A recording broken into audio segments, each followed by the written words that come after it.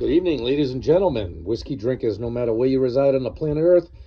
We're looking at the Mad Mix whiskey review number 133, Clynelish 14. I had a tendency to call it Clynelish when I first got it, but the proper pronunciation is Clynelish. Very similar story to a lot of different distilleries. It was founded in the late 1800s, went through a bunch of hands, was shuttered at various points. As a downturn in Scotch sales and the economy ebbed and flowed, so did the fortunes of Clynelish. Clynelish is now a Diageo product. I think Diageo owns 30 distilleries in Scotland. Very famous ones, some of them. From the very beginning, Clynelish has been part of the Johnnie Walker blend, or Johnnie Walker has used it for blending almost from the very beginning of this distillery.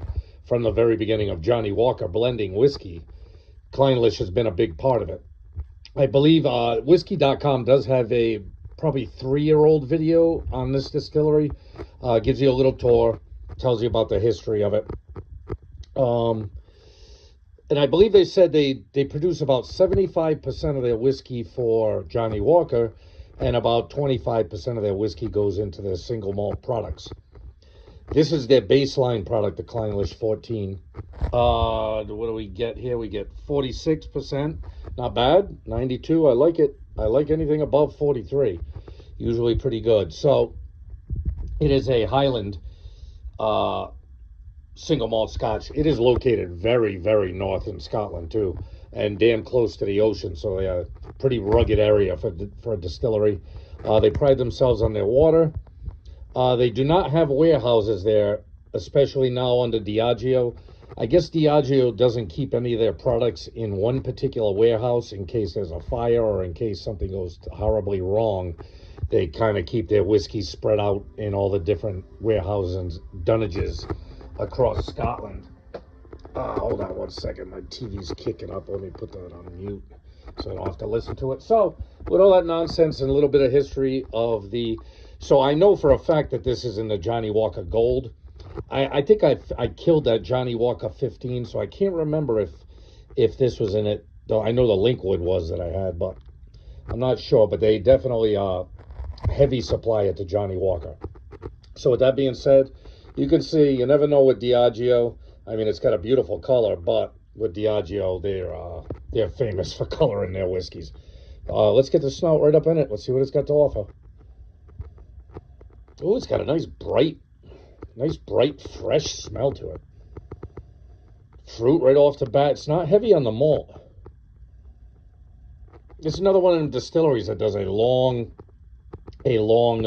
ferment process. I believe he said it's an 86-hour ferment, which is long.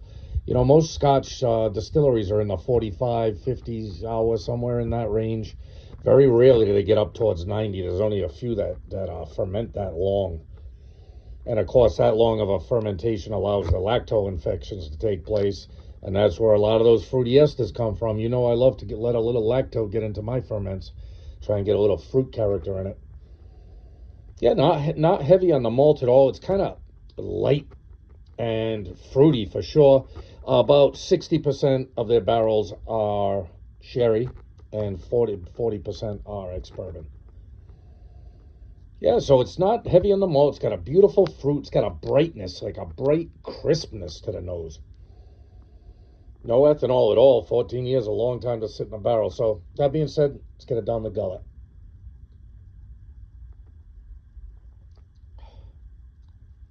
Ooh, there's the malt. Here's kind of the malt funk on the palate. Yeah, I got some fruit coming in the back end of that. Not too much spice. A little bit, tiny bit of spice in the back end, but not a lot. Interesting. The palate is very different than the nose. The nose is kind of subtle, light, airy, and fruity. Yeah, it's got a very particular nose to it. Interesting. Very pleasant. Very pleasant. One more sip.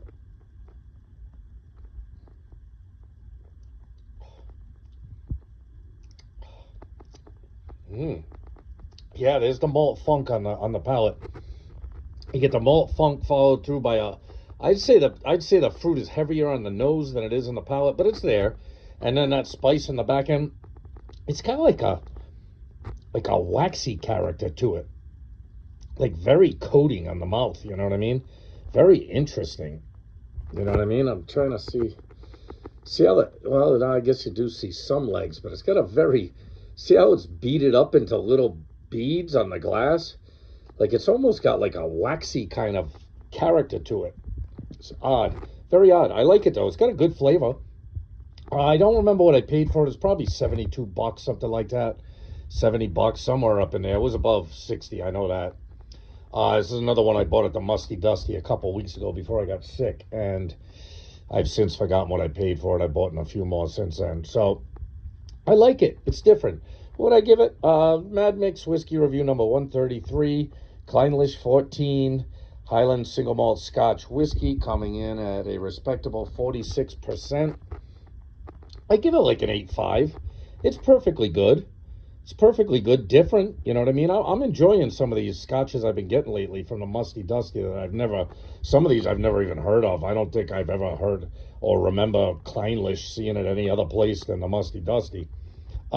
Interesting. It's got its own character. You know what I mean? It's kind of like a couple of the other ones I've had lately. It's got a very interesting nose. It's got an interesting palate. The palate gives you more of that kind of malt funk that lets you know what the distillery is all about. I like it. I say it's not bad. If you see it, pick it up. It gets a good age statement. It's not cheap. It gets a decent proof point. I like it.